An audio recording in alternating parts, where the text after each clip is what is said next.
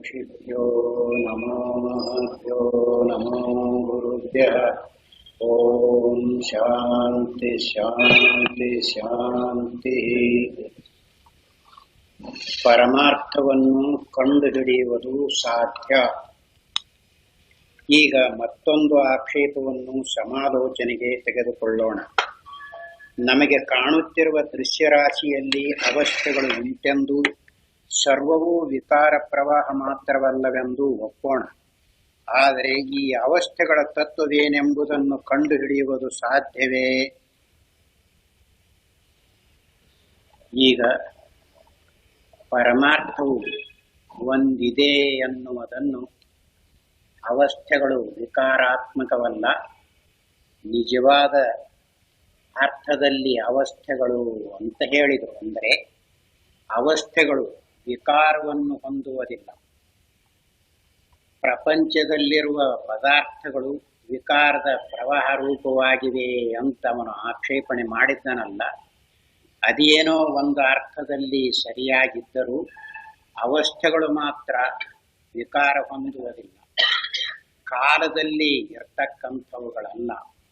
ಆದ್ದರಿಂದಲೇ ಅವಸ್ಥೆಗಳು ಯಾವಾಗ ವಿಕಾರ ಹೊಂದುವುದಿಲ್ಲವೋ ಅವುಗಳನ್ನು ನೋಡುವ, ತಿಳಿಸುವ, ತೋರಿಸುವ ಪರಮಾರ್ಥವು ತಾನು ಇರುವಂತೆಯೇ ಇದ್ದುಕೊಂಡಿರುತ್ತಿದೆ. ಆದ್ದರಿಂದ ಕೂಟಸ್ಥ ರೂಪವಾಗಿರುವ ಪರಮಾರ್ಥವು ಒಂದಿದೆಯೇ ಅಂತ ಅವನು ಕೇಳಿದ್ದನಲ್ಲ, ಅದಕ್ಕೆ ಉತ್ತರವನ್ನು ಹೇಳಿದರು. ಈಗ ಆ ಪರಮಾರ್ಥವನ್ನು ಕಂಡುಕೊಳ್ಳುವುದು ಸಾಧ್ಯವೇ ಅಂತ ಕೇಳಿದ್ದಾನಲ್ಲ, ಅದಕ್ಕೆ ಉತ್ತರ ಹೇಳ್ತಾ ಇದ್ದಾರೆ. ಅವನು ಕೇಳುವಾಗ ಲೌಕಿಕದ ದೃಷ್ಟಿಯನ್ನು ಮುಂದು ಮಾಡಿಕೊಂಡು ಎಚ್ಚರದಲ್ಲಿರುವ ಬುದ್ಧಿಗೆ ಹೇಗೆ ಅನಿಸುತ್ತದೆಯೋ ಅದನ್ನಿಟ್ಟುಕೊಂಡು ಕೇಳ್ತಾ ಇದ್ದಾನೆ. ಉತ್ತರವನ್ನು ಹೇಳುವಾಗ ಅನುಭವದಿಂದ ಉತ್ತರವನ್ನು ಹೇಳ್ತಾ ಇದ್ದಾರೆ. ಅನುಭವ ಅನ್ನುವ ಮಾತು ಅದು ಸ್ವತಃ ಸಿದ್ಧರೂಪವಾಗಿ, ನಿತ್ಯ ಸಿದ್ಧರೂಪವಾಗಿ ಇದ್ದುಕೊಂಡಿದೆ. ಅದನ್ನು ಉಪಯೋಗಿಸುವಷ್ಟು ಯೋಗ್ಯತೆಯಿಂದ ಯಾರು ಕೂಡಿಕೊಂಡಿದ್ದಾರೆಯೋ ಅವರಿಗೆ ಇಲ್ಲಿ ಹೇಳುವ ತತ್ವವಿದೆಯಲ್ಲ, ಇರುವಂತೆ ಗೊತ್ತಾಗುತ್ತಿದೆ. ಅವನು ಅವಸ್ಥೆಗಳ ತತ್ವವನ್ನು ಕಂಡು ಹಿಡಿಯುವುದು ಸಾಧ್ಯವಾಗುತ್ತಿದೆಯೇ ಅಂತ ಕೇಳ್ತಾ ಇದ್ದಾನೆ. ಅವಸ್ಥೆಗಳು ಇಲ್ಲ ಅಂತ ಮೊದಲಿಗೆ ಹೇಳಿದ್ನಲ್ಲ, ಅವಸ್ಥೆಗಳು ಇರಬಹುದು. ಆದರೆ ಅವುಗಳ ತತ್ವವನ್ನು ಕಂಡುಹಿಡಿಯುವುದು ಹೇಗಾಗುತ್ತಿದೆ ಅಂತ ಅವನು ಕೇಳಿದ್ದಾನೆ. ಈ ಅವಸ್ಥೆಗಳಲ್ಲಿ ನಮಗೆ ಕಾಣುವ ದೃಶ್ಯರಾಶಿಯು ತೋರುವ ಹಾಗೆ ಇರುವುದೋ ಅಥವಾ ಅದರ ಹಿಂದೆ ಅದಕ್ಕೆ ಆಧಾರವಾಗಿ ಮತ್ತೊಂದು ತತ್ವವಿರುವುದೋ ಎಂಬುದನ್ನು ಅರಿಯುವುದಕ್ಕೆ ನಮಗೆ ಯಾವ ಸಾಧನವಿದೆ? ಅವಸ್ಥಾತ್ರಯವನ್ನು ಕುರಿತು ವಿಚಾರ ಮಾಡಿದ ಮಾತ್ರದಿಂದ ಅವುಗಳ ತತ್ವ ನಮಗೆ ಸಿಕ್ಕುವುದೆಂದು ಭಾವಿಸುವುದು ಸರಿಯೇ? ಈಗ ಅವನು ಏನು ಹೇಳ್ತಾ ಇದ್ದಾನೆ ಅನ್ನುವುದನ್ನು ಅನುವಾದ ಮಾಡಿಕೊಂಡು ಉತ್ತರವನ್ನು ಹೇಳ್ತಾ ಇದ್ದಾರೆ ಮುಂದೆ. ಅವಸ್ಥೆಗಳಲ್ಲಿ ದೃಶ್ಯರಾಶಿಯು ತೋರಿಕೊಳ್ಳುತ್ತಿದೆ. ಎಚ್ಚರದಲ್ಲಿ ದೃಶ್ಯರಾಶಿ ಇದೆ. ಇನ್ನೊಂದು ಅವಸ್ಥೆ ಇದೆಯಲ್ಲ, ಅದು ಎಚ್ಚರವೆಂದೇ ಅನುಭವವನ್ನು ಕೊಡುತ್ತಿದೆ, ಅದು ದೃಶ್ಯರಾಶಿಯಿಂದ ಕೂಡಿದೆ. ನಿದ್ರೆಯಲ್ಲಿ ಯಾವ ದೃಶ್ಯರಾಶಿಯೂ ಇಲ್ಲ. ಹೀಗೆ ಈ ದೃಶ್ಯರಾಶಿಯು ತೋರುತ್ತಿದೆಯಲ್ಲ, ಇದು ತೋರುವ ಹಾಗೆ ಇರುವುದೋ ಅಥವಾ ಅದರ ಹಿಂದೆ ಆಧಾರವಾಗಿ ಮತ್ತೊಂದು ತತ್ವವಿರುವುದೋ ಎಂಬುದನ್ನು ಅರಿಯುವುದಕ್ಕೆ ಯಾವ ಸಾಧನವಿದೆ ಅಂತ ಅವನ ಆಕ್ಷೇಪಣೆ. ಅವಸ್ಥಾತ್ರಯವನ್ನು ಕುರಿತು ವಿಚಾರ ಮಾಡಿದ ಮಾತ್ರದಿಂದ ಅವುಗಳ ತತ್ವ ನಮಗೆ ಸಿಕ್ಕುವುದೆಂದು ಭಾವಿಸುವುದು ಸರಿಯೇ? ಇದೂ ಅಲ್ಲದೆ ನಮಗೆ ಅವಸ್ಥೆಗಳ ಅರಿವಾಗಲಿ, ಅವುಗಳಲ್ಲಿ ಕಾಣುವ ಪದಾರ್ಥಗಳ ಅರಿವಾಗಲಿ ಆಗುವಾಗ ಅರಿವು ಬದಲಾಯಿಸುತ್ತಲೇ ಇರುತ್ತಿದೆ. ಒಂದೊಂದು ಅವಸ್ಥೆ ಅರಿವು ಒಂದೊಂದು ಬಗ್ಗೆ, ಒಂದೊಂದು ದೃಶ್ಯ ಪದಾರ್ಥದ ಅರಿವು ಒಂದೊಂದು ಬಗೆಯಾಗಿರುತ್ತದೆ. ಹೀಗೆ ಅರಿವು, ಅರಿಯಲ್ಪಡುವುದು ಎರಡೂ ಬೇರ್ಪಡುತ್ತಲೇ ಆಗುತ್ತಿರುವಲ್ಲಿ ಕೂಟಸ್ಥವಾದ ಪದಾರ್ಥವು ಯಾವುದಿದ್ದೀತು?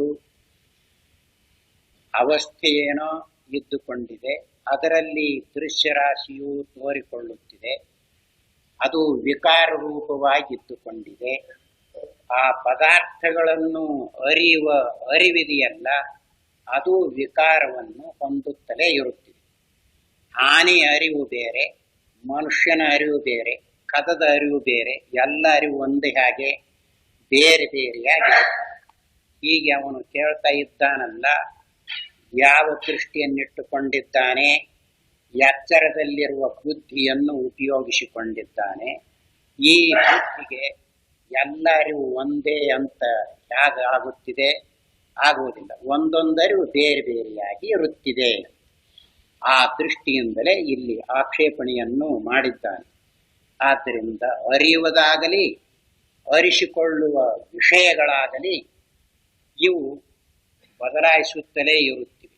ಹೀಗಿರುವಾಗ ಕೂಟಸ್ಥ ರೂಪವಾಗಿರುವ ತತ್ವವನ್ನು ಕಂಡುಹಿಡಿಯುವುದಕ್ಕೆ ಹೇಗಾಗುತ್ತಿದೆ ಅಂತ ಕೇಳಿದ್ದಾನೆ. ಈ ಆಕ್ಷೇಪವನ್ನು ನೋಡುವುದಕ್ಕೆ ಎಷ್ಟೇ ಬಲವಾಗಿ ತೋರಿದರೂ ಅವಸ್ಥಾತ್ರಯ ಪ್ರಕ್ರಿಯೆ ಇದರಿಂದ ಯಾವ ಅಂಜಿಕೆಯೂ ಇರುವುದಿಲ್ಲ. ಎಚ್ಚರದ ಬುದ್ಧಿಯನ್ನಿಟ್ಟುಕೊಂಡು ನೋಡುವಾಗ ಅವನು ಕೇಳಿರುವುದು ಹೌದಲ್ಲ ಅಂತ ಅನಿಸ್ತೈತಿ. ಆದರೆ ಅವಸ್ಥಾತ್ರಯ ಪ್ರಕ್ರಿಯೆಯ ರೂಪರೇಖೆಯನ್ನು, ಹೆಗ್ಗುರುತುಗಳನ್ನು ಹೇಳಿದೆಯಲ್ಲ, ಅದರಿಂದ ನೋಡುವುದಕ್ಕೆ ಹೋದರೆ ಇದು ಯಾವ ಹುರುಳಿಲ್ಲದ್ದು ಅಂತ ಗೊತ್ತಾಗುತ್ತಿದೆ. ಏಕೆಂದರೆ ಅವಸ್ಥೆಗಳಲ್ಲಿ ನಮಗೆ ತೋರುವ ಹೊರಗಿನ ಪ್ರಪಂಚವನ್ನು ಇಂದ್ರಿಯಗಳ ಕಣ್ಣಿನಿಂದ ನೋಡಿದಾಗ ಈ ಪ್ರಪಂಚವು ನಮಗೆ ಕಾಣುವಂತೆಯೇ ಇರುವುದೋ ಅಥವಾ ಇದರ ಹಿಂದೆ ಬೇರೊಂದು ಸ್ವರೂಪವಿದೆಯೋ ಎಂದು ಸಂಶಯ ಉಂಟಾದರೂ ಆಗಬಹುದು. ಅವಸ್ಥೆಯಲ್ಲಿ ತೋರಿಕೊಳ್ಳುವ ದೃಶ್ಯ ರಾಶಿ ಇದೆಯಲ್ಲ, ಇದು ಇಂದ್ರಿಯ ಕರಣಾದಿಗಳಿಗೆ ತೋರಿಕೊಳ್ಳುತ್ತಿದೆ. ಈ ಹೊರಗಿನ ಪ್ರಪಂಚವನ್ನು ನಾವು ನೋಡುವಾಗ ಅದು ಹೇಗೆ ತೋರುತ್ತಿದೆಯೋ ಹಾಗೆ ಇರುತ್ತಿದೆಯೇ ಅಥವಾ ಇದರ ಹಿಂದೆ ಇನ್ನೇನಾದರೂ ಉಂಟೋ ಅಂತ ಹೀಗೆ ಸಂಶಯ ಬಂದರೂ ಬರಬಹುದಾಗಿದೆ. ಆದರೆ ಈ ಪ್ರಪಂಚದ ಜ್ಞಾನವಾಗುವುದು ಇಂದ್ರಿಯ ಮೂಲಕವಾಗಿರುವುದರಿಂದ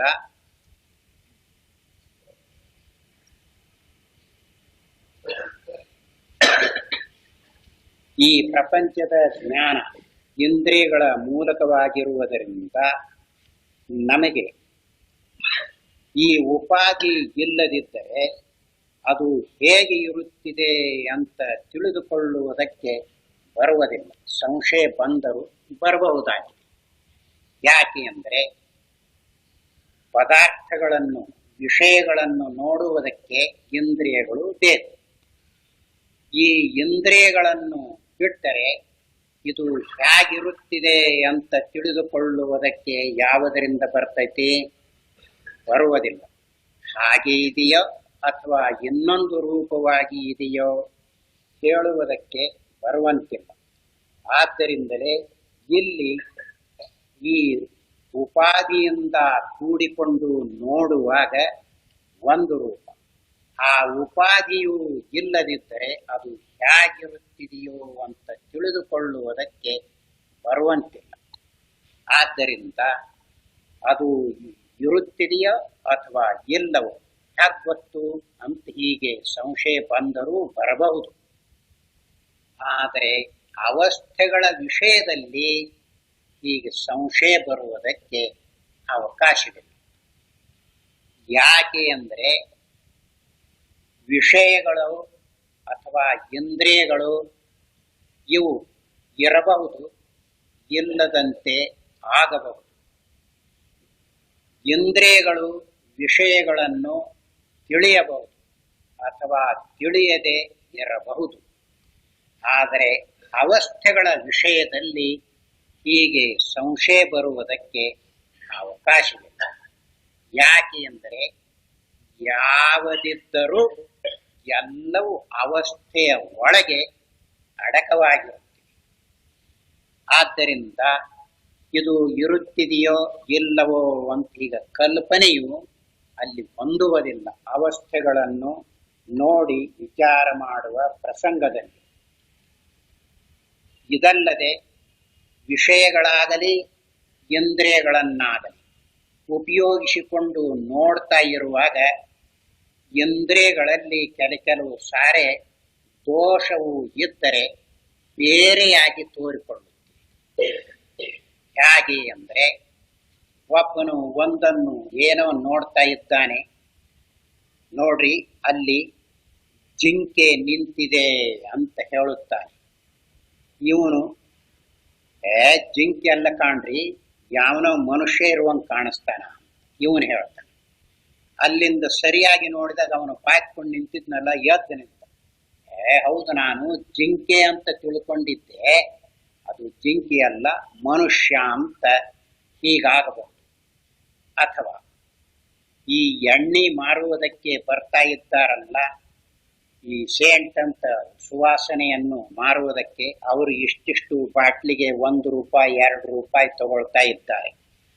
ಇವರು ಏನಪ್ಪ ಎಣ್ಣೆ ಹೇಗೈತಿ ಅಂದಾಗ ಒಳ್ಳೆ ಹೆಚ್ಚಿನ ವಾಸನೆ ಇರ್ತೈತಿ ನೋಡಿ, ಅದನ್ನ ಹರಳಿಯಲ್ಲಿ ಎತ್ತಿ ಇವನ ಕೈಗೆ ಹಚ್ತಾ ಇದ್ದಾನೆ. ಅವನು ಇದನ್ನು ಹೀಗೆ ಮೂಸಿ ನೋಡ್ತಾನೆ. ಮೊದಲಿಗೆ ಮೂಸಿ ನೋಡಿದಾಗ ಅದು ಚೆನ್ನಾಗಿ ನಾರ್ತಿರ್ತದೆ. ಚೆನ್ನಾಗೈತಿ, ನನಗೆ ₹5 ಕೊಡಪ್ಪ. ₹5 ಕೊಡುವಾಗ ಅವನಿಗೆ ಯಾವುದರಲ್ಲಿ ಎತ್ತಿ ಹಚ್ಚಿದ್ನಲ್ಲ ಅದನ್ನು ಕೊಡುವುದಿಲ್ಲ, ಇನ್ನೊಂದು ಇಟ್ಟಿರ್ತಾನೆ, ಅದರಂತೆಯೇ ಬಣ್ಣ ಹಾಕಿ ಅದನ್ನು ಕೊಡ್ತಾ ಇದ್ದಾನೆ. ಇವನಲ್ಲಿ ಈ ನಾಡಿ ಇದೆಯಲ್ಲ, ಕೆಲವೊಂದು ಟೈಮಿನ ಪರ್ಯಂತ ಅದರ ವಾಸನೆ ಉಳಿಯುವಂತಿದ್ದುಕೊಂಡಿದೆ. ಈಗ ಕೆಲವು ವಿಷಯಗಳಿವೆಯಲ್ಲ, ನೀವು ಅದನ್ನು ಮೂಸಿ ನೋಡಿದ್ರ ಅಥವಾ ತಿಂದಿದ್ರ ಆಗಲೇನೆ ಆ ವಾಸನೆ ಉಳಿದುಕೊಂಡಿರ್ತೈತಲ್ಲ, ಊಟ ಮುಗಿದಿದ್ರು ಸಹಿತ ಅದು ಇನ್ನೂ ನಾರುವಂತೆ ತೋರಿಕೊಳ್ಳುತ್ತೆ. ಹಾಗಿದೆ ಇಂದ್ರಿಯಗಳ ಸ್ವಭಾವ. ಅದರಂತೆಯೇ ಇವನು ಅದನ್ನು ಬಾಟ್ಲಿ ಮೂಸಿ ನೋಡ್ತಾನ, ಆ ಮೂಗಿನ ನಾಡಿಗಳಲ್ಲಿ ಉಳ್ಕೊಂಡಿರ್ತೈತಲ್ಲ, ಪರವಾಗಿಲ್ಲ ಅಂತ ಅವನು ಮುಂದಕ್ಕೆ ಹೋಗ್ತಾನ. ಆ ಊರು ಬಿಟ್ಟು ಹೋಗ್ತಾನ, ಈ ಬೇರೆ ಓಣಿಗೆ ಹೋಗ್ತಾನ. ಮರುದಿವ್ಸ ಇವನು ಸ್ನಾನಪಾನ ಮಾಡಿ ಆ ಎಣ್ಣೆ ಐತಲ್ಲ ಅದಕ್ಕೆ ಎತ್ತಿ ಇಂತಲ್ಲಿ ಕಿವಿಯಾಗಿ ಇಂತಲ್ಲಿ ಇಟ್ಕೊಳ್ಳು ರೂಢಿ ಐತಿ ನೋಡಿ ಕೆಲವರಿಗೆ. ಅದನ್ನ ಎತ್ತಿ ಹೀಗೆ ಮೂಸಿ ನೋಡಿ ಕಿವಿಯಾಗಿ ಇಟ್ಕೊಬೇಕಂದ್ರೆ ನಾರುದ ಇಲ್ಲ. ಜನ ನಿನ್ನ ಎಷ್ಟು ಚೆನ್ನಾಗಿ ನಾರ್ತಿತ್ತು ಅಂತ. ಹೌದು, ಚೆನ್ನಾಗಿ ನಾರಿತ್ತು, ಇವನು ತಗೊಂಡದ್ದಲ್ಲ, ಅವನು ಹಚ್ಚಿತ್ತು. ಹೀಗೆ ಇಂದ್ರಿಯಗಳಲ್ಲಿ ಹೆಚ್ಚು ಕಡಿಮೆ ಆಗುತ್ತಿದೆ. ಆದ್ದರಿಂದ ಇಂದ್ರಿಯಗಳಿಂದ ನೋಡಿದಾಗ ಅವು ಹಾಗೆ ಇರುತ್ತಿವೆಯೋ ಅಥವಾ ಬೇರೆಯಾಗಿರುತ್ತಿವೆಯೋ ಅಂತ ಸಂಶಯ ಬಂದರೂ ಬರಬಹುದು. ಆದರೆ ಈಗ ಅವಸ್ಥೆಗಳ ವಿಷಯದಲ್ಲಿ ಹಾಗಿಲ್ಲ. ಯಾಕೆ ಅಂದರೆ, ಅವಸ್ಥೆಯನ್ನು ನೋಡುವಾಗ ನಾವೇ ನೇರಾಗಿ ನೋಡ್ತೀವಿ, ಅದು ಬೇಕಾಗಿದೆ. ಅವಸ್ಥೆಯನ್ನು ಇಂದ್ರಿಯಗಳನ್ನಾಗಲಿ ಮನೋಬುದ್ಧಿಗಳನ್ನಾಗಲಿ ಉಪಯೋಗಿಸಿ ನೋಡುವುದಕ್ಕೆ ಬರುವುದಿಲ್ಲ. ನೇರಾಗಿ ನಾವೇ ನೋಡ್ತೀವಿ. ನೇರಾಗಿ ನಾವೇ ನೋಡ್ತೀವಿ ಅನ್ನುವಾಗ ನಾವೇ ಅನುಭವ ಆಗಿರ್ತೀವಿ. ಇಲ್ಲಿ ಸ್ವಲ್ಪ ಸಮಾಧಾನದಿಂದ ತಿಳಿದುಕೊಳ್ಳುವುದು ಇದೆ. ಏನು?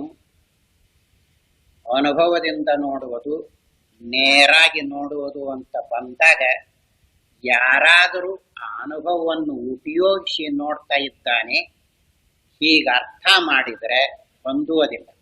ಅವನಿಗೆ ಅನುಭವ ಅಂತ ಶಬ್ದ ಗೊತ್ತಾಗಿದೆ, ಅದು ಹೇಗೈತಿ ಅಂತ ತಿಳಿದಿಲ್ಲ ಅಂತ ತೋರಿಸ್ತೈತಿ ಹಾಗೆ ಹೇಳಿದರೆ.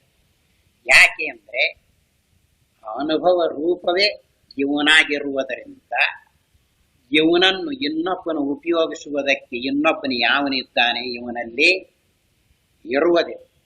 ಆದ್ದರಿಂದಲೇ ನೇರಾಗಿ ನೋಡುತ್ತಾನೆ ಅನ್ನುವ ಮಾತನ್ನು ಬಳಸಿರುತ್ತಿದೆ. ನೇರಾಗಿ ಅನ್ನುವಾಗ ಇಂದ್ರಿಯಗಳನ್ನಾಗಲಿ ಮನೋಬುದ್ಧಿಗಳನ್ನಾಗಲಿ ಉಪಯೋಗಿಸಿಕೊಳ್ಳುವುದಿಲ್ಲ. ಮತ್ತೇನು ಅಂದರೆ, ತಾನೇ ಅನುಭವ ರೂಪದಿಂದ ಅದನ್ನು ಬೆಳಗುತ್ತಾ ಇದ್ದಾನೆ ಅಂತ ಅರ್ಥ. ಹೀಗಿರುವಾಗ ಇದರಲ್ಲಿ ಸಂಶಯ ಬರುವುದಕ್ಕೆ ಹಾಗಿದೆಯೋ ಇಲ್ಲವೋ ಅಂತ ಸಂಶಯ ಬರುವುದಕ್ಕೆ ಅವಕಾಶವೆಲ್ಲಿದೆ? ಸಂಶಯ ಬರಬೇಕಾದ್ರೆ ಎರಡೆರಡು ಇರಬೇಕು. ಇದನೋ ಅದನೋ, ಹಾಗೈತೋ ಹೀಗೈತೋ. ಹೀಗೆ ಎರಡೆರಡು ಇದ್ದರೆ ಸಂಶಯ ಬರುತ್ತೆ. ಈಗ ಸಂಶಯ ಬರುವುದಕ್ಕೆ ಎರಡು ಯಾವುದದು? ನೇರಾಗಿ ತಾನೇ ನೋಡುವುದಾಗಿ. ಆದ್ದರಿಂದಲೇ ಅದನ್ನು ಅನುಭವ ಅನುಭವ ಅನ್ನುವ ಮಾತಿನಿಂದ ಹೇಳಿದರು. ಈಗ ಅದನ್ನೇ ತೋರಿಸ್ತಾ ಇರುವುದು. ಅವಸ್ಥೆಗಳ ವಿಷಯ ಶಂಕೆ ಉಂಟಾಗುವುದಕ್ಕೆ ಕಾರಣವಿಲ್ಲ, ಏಕೆಂದರೆ ಅವಸ್ಥೆಗಳು ನಮಗೇ ನೇರಾಗಿ ಗೋಚರವಾಗುತ್ತಿರುತ್ತವೆ. ಈ ಅವಸ್ಥೆಗಳನ್ನು ನೋಡಿ ಅರಿಯುವುದಕ್ಕೆ ನಮಗೆ ಅನುಭವವೆಂಬ ಸಾಧನವಿದೆ. ಈ ಅನುಭವದಿಂದಾಗುವ ತೀರ್ಮಾನಗಳನ್ನು ಕೂಡಿಸಿ ನೋಡಿ ನಿಜವನ್ನು ನಿರ್ಧರಿಸುವುದಕ್ಕೆ ನಮಗೆ ಯುಕ್ತಿ ಇದೆ. ಹೀಗಿರುವಾಗ ತತ್ವ ನಿರ್ಧಾರಣೆಗೆ ಸಾಧನವಿಲ್ಲ ಎಂಬುದು ಸಾಹಸದ ಮಾತಾಗುವುದಿಲ್ಲವೇ? ತತ್ವವನ್ನು ನಿರ್ಣಯ ಮಾಡಬೇಕಾದ್ರೆ ಯಾವ ಸಾಧನ ಐತಿ ನಿಮಗ ಅಂತ ಅವನು ಆಕ್ಷೇಪಣೆ ಮಾಡಿದ್ದನಲ್ಲ, ಅದಕ್ಕೆ ಇಲ್ಲಿ ಉತ್ತರವನ್ನು ಹೇಳಿ. ಅವಸ್ಥೆಯನ್ನು ಸರಿಯಾಗಿ ನೋಡುವುದಕ್ಕೆ ಬಂತು ಅಂದರೆ ಇದರಲ್ಲಿ ಏನು ಇದೆ ಅಂದರೆ ಮುಖ್ಯವಾಗಿ ನಾವೇ ಆ ರೂಪವಾಗಿ ಅಥವಾ ನಾವೇ ಸಾಕ್ಷಿಯಾಗಿ ನಾವೇ ಅನುಭವವಾಗಿ ನೋಡ್ತಾ ಇರುವುದು. ಹಾಗೆ ನೋಡುವಾಗ ನಮಗೆ ಇನ್ನೊಂದರ ಅವಶ್ಯಕತೆ ಇರುವುದಿಲ್ಲ.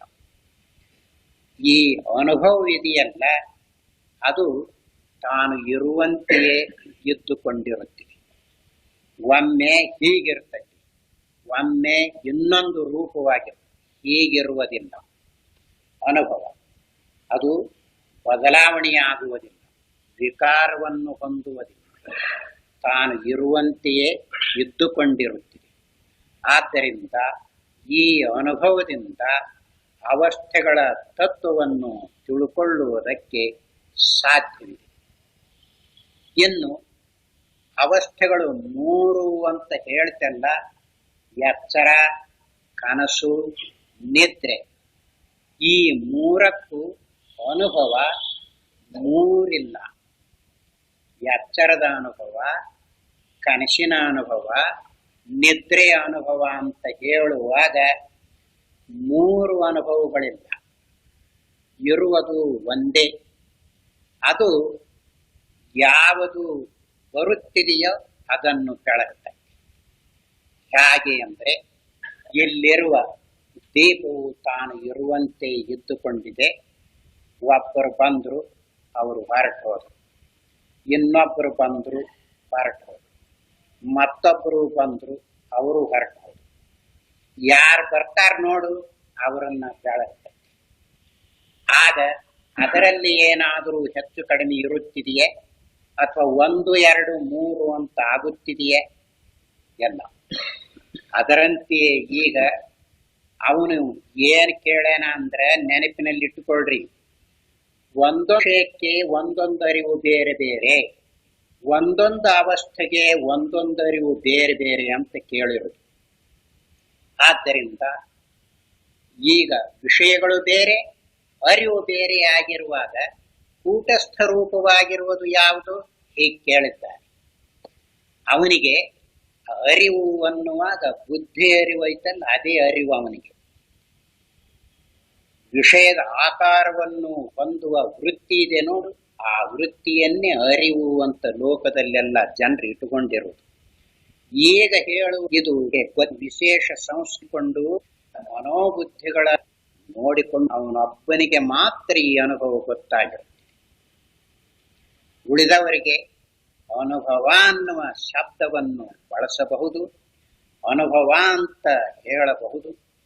ಆದರೆ ಆ ರೂಪವಾಗಿ ನಿಂತು ನೋಡುವುದಿದೆಯಲ್ಲ, ಅದು ಯಾವನೋ ಒಬ್ಬನಿಗೆ ಇದ್ದುಕೊಂಡಿರುತ್ತದೆ. ಆದ್ದರಿಂದಲೇ ಆ ರೂಪದಿಂದ ನೋಡಿದರೆ ಅವಸ್ಥೆಗಳ ತತ್ವ ಹ್ಯಾಕೆ ಗೊತ್ತಾಗುತ್ತಿದೆ ಅಂತ ಕೇಳಿದ್ನಲ್ಲ, ಅವಸ್ಥೆಗಳ ತತ್ವ ಗೊತ್ತಾಗುತ್ತಿದೆ ಅಂತ ಹೇಳ್ತಾ ಇದ್ದಾರೆ. ಅದರಲ್ಲಿ ಸಂಶಯ ಬರುವುದಕ್ಕೆ ಅವಕಾಶವಿಲ್ಲ. ಆದ್ದರಿಂದ ಈ ಅನುಭವ ರೂಪವಾಗಿ ನಿಂತುಕೊಳ್ಳುವುದಕ್ಕೆ ನಾವು ತಯಾರಾಗಬೇಕಾಗಿದೆ, ಪ್ರಯತ್ನ ಮಾಡಬೇಕಾಗಿದೆ. ಅದು ಇಲ್ಲ, ಉಳಿದದ್ದೆಲ್ಲ ಐತಿ ಅಂದ್ರೆ ಎಷ್ಟಿದ್ರೂ ಏನು ಇಲ್ಲದಂತೆ. ಯಾಕೆ ಅಂದ್ರೆ ಯಾವುದು ಇರಬೇಕು ಅದನ್ನು ಬಿಟ್ಟು ಉಳಿದದ್ದು ಎಲ್ಲ ಇದ್ರೆ ಯಾತಕ್ಕೆ ಬರ್ತದೆ, ಬರುವಂತೆ. ಅದಕ್ಕಾಗಿಯೇ ಈ ಅನುಭವ ಅನ್ನೋದೇನೈತೆ ನೋಡು, ಅದು ನಮಗೆ ಗೊತ್ತಾಗಬೇಕಾಗಿದೆ. ಅದೇ ನಾವಾಗಿದ್ದುಕೊಂಡಿದ್ದೇವೆ. ಆದ್ದರಿಂದಲೇ ಹೇಳುವಾಗ ಎಚ್ಚರದ ಅರಿವು ಬೇರೆ, ಕನಸಿನ ಅರಿವು ಬೇರೆ, ನಿದ್ರೆ ಅರಿವು ಬೇರೆ. ಈಗ ಬೇರೆ ಬೇರೆ ಅರಿವು ಐತಿ ಅಂತ ಅವನು ಹೇಳಿರುವುದು ಬುದ್ಧಿಯ ಅರಿವು. ಎಚ್ಚರದ ಅರಿವು, ಕನಸಿನ ಅರಿವು, ನಿದ್ರೆ ಅರಿವು ಅಂತ ಹೇಳ್ತಾನಲ್ಲ, ಆ ಅರಿವಿಗೆ ಈ ಅನುಭವದ ಫಲವನ್ನು ಬಿಟ್ರೆ ಎಚ್ಚರದ ಅರಿವು, ಕನಸಿನ ಅರಿವು, ನಿದ್ರೆ ಅರಿವು ಅನ್ನುವ ಮಾತೇ ಹೊಂದುವುದಿಲ್ಲ. ಯಾಕೆಂದ್ರೆ ಬುದ್ಧಿಯು ಎಂದಾದರೂ ಇಡೀ ಎಚ್ಚರವನ್ನಾಗಲಿ, ಕನಸನ್ನಾಗಲಿ, ನಿದ್ರೆಯನ್ನಾಗಲಿ ನೋಡಿದೆಯೇ? ಎಲ್ಲ. ಮತ್ತೆ ಹೀಗಿರುವಾಗ ಎಚ್ಚರದ ಅರಿವು, ಕನಸಿನ ಅರಿವು ಅಂತ ಹೇಳಿದರೆ ಯಾಕೆ ಹೊಂದುತ್ತಿದೆ? ಹೊಂದುವುದಿಲ್ಲ, ಕಲ್ಪನೆ ಮಾಡಿಕೊಂಡು ಹೇಳುವ ಮಾತು. ಆದ್ದರಿಂದಲೇ ಎಚ್ಚರವನ್ನು ಯಾವುದು ಬೆಳಗಿದೆಯೋ ಅದೇ ಕನಸನ್ನು ಬೆಳಗುತ್ತಿದೆ, ಅದೇ ನಿದ್ರೆಯನ್ನು ಬೆಳಗುತ್ತಿದೆ. ಆದ್ದರಿಂದ ಎಚ್ಚರಕ್ಕೊಂದು, ಕನಸಿಗೊಂದು, ನಿದ್ರೆಗೊಂದು, ಹೀಗೆ ಇಲ್ಲ. ಇದು ಇರುವಂತೆಯೇ ಇದ್ದುಕೊಂಡಿರುತ್ತಿದೆ. ಈ ಅನುಭವವಾಗಿ ಯಾವಾಗ ನಮಗೆ ನೋಡುವುದಕ್ಕೆ ಬಂತೋ ಆಗ ಅವಸ್ಥೆಗಳ ತತ್ವ ಯಾವುದು ಅಂತ ಸಲೀಸಾಗಿ ಗೊತ್ತಾಗಿಬಿಡುತ್ತಿದೆ.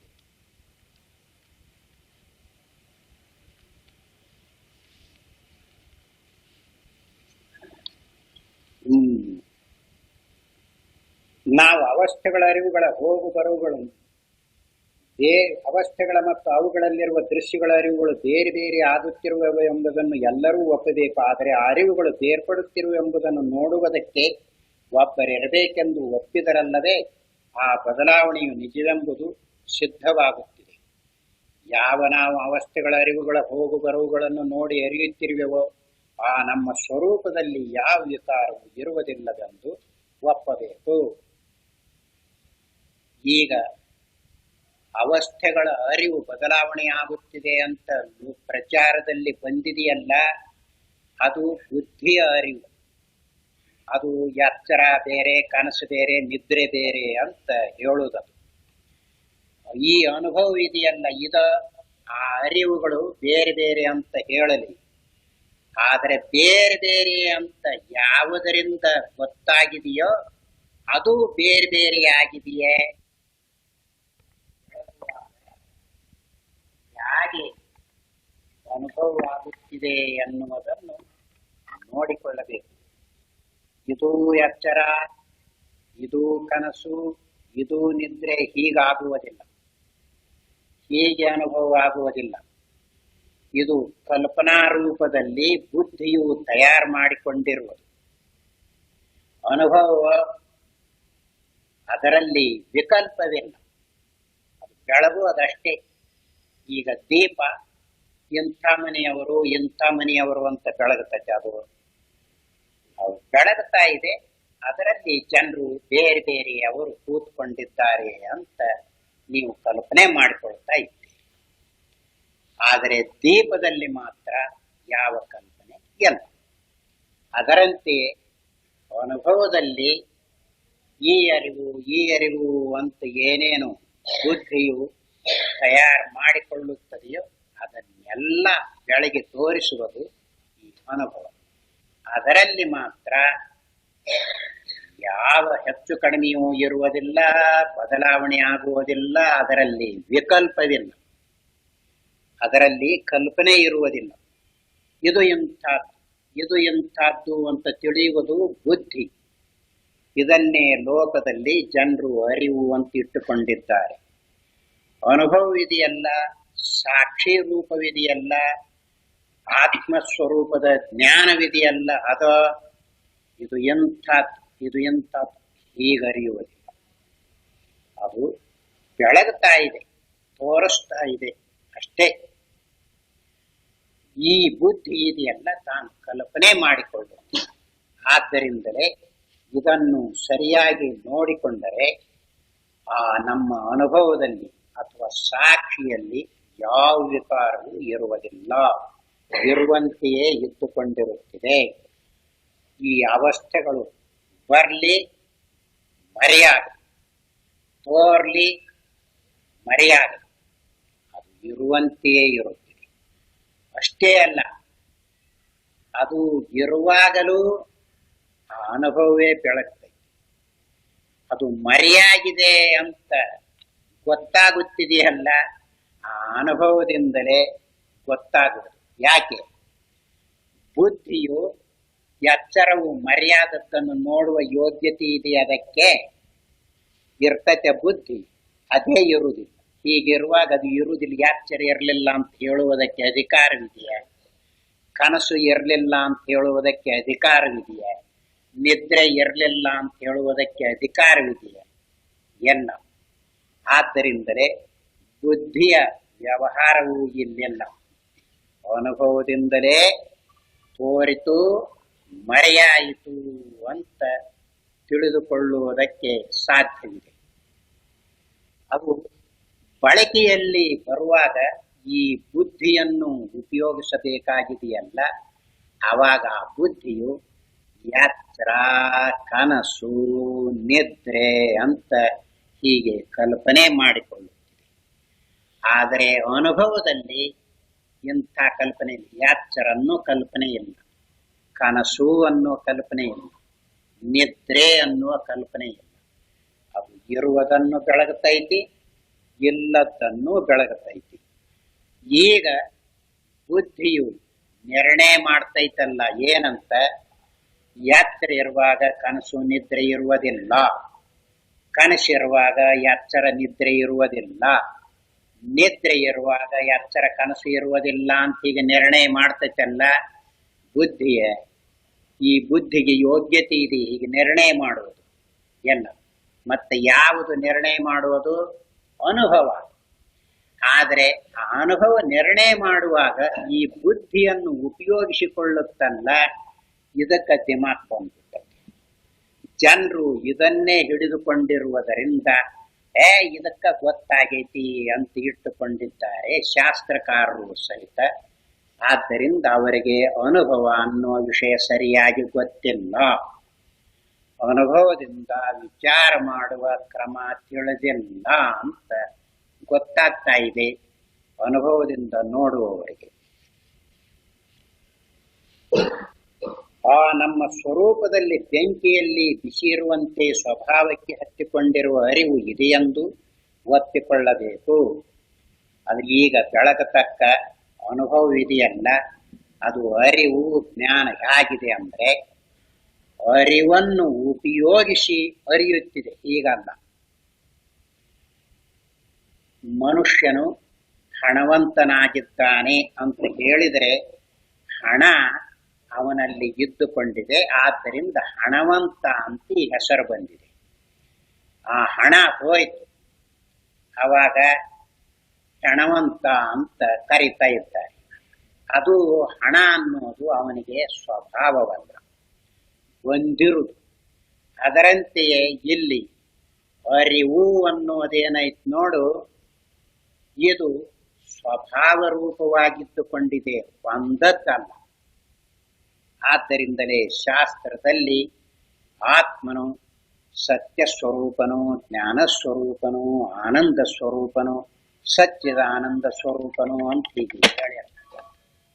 ಆದ್ದರಿಂದ ಜ್ಞಾನ ಆತ್ಮನಿಗೆ ಬರುವುದಿಲ್ಲ, ಇರುವುದು ಅವನ ಸ್ವರೂಪವೇ ಆಗಿರ್ತದೆ. ಹೀಗೆ ನೋಡಿಕೊಂಡಾಗ ಬೆಂಕಿ ಅಂದರು ಬಿಸಿ ಅಂದರು ಎಲ್ಲ ಮಾತು ಒಂದೇ. ಬೆಂಕಿಗೆ ಬಿಸಿ ಬರಬೇಕೆ? ಎಲ್ಲಿಂದ ಬರ್ತೈತಿ? ಬೆಂಕಿಯಿಂದ ಬಿಸಿ ಬೇರೆ ಕಡೆಗೆ ಬೇಕಾದರೆ ಉಪಯೋಗಿಸಬಹುದು, ಬೆಂಕಿಗೆ ಬಿಸಿ ಬಂದೈತಿ ಅಂದ್ರೆ ಏನರ್ಥ? ಹಾಗೆಯೇ ಅರಿವು ಬಂದೈತಿ ಅಂದ್ರೆ ಏನರ್ಥ? ಆತ್ಮನಿಗೆ ಅರಿವು ಬಂದೈತಿ ಅಂದ್ರೆ ಏನರ್ಥ? ಆತ್ಮ ಅಂದ್ರೂ ಅದೇ, ಅರಿವು ಅಂದ್ರೂ ಅದೇ, ಅನುಭವ ಅಂದ್ರೂ ಅದೇ. ಆದ್ದರಿಂದ ಅದೇ ಅದಕ್ಕೆ ಸ್ವಭಾವ ಅಂತ ಅರ್ಥ. ಹೀಗೆ ನಾವು ಇದನ್ನು ಅರಿಯುವಾಗ ಅರಿವೇ ನಾವಾಗಬೇಕು.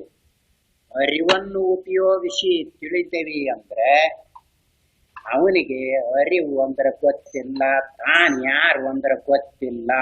ಈಗ ಯಾಕಂದ್ರೆ ಅರಿವಿನಿಂದ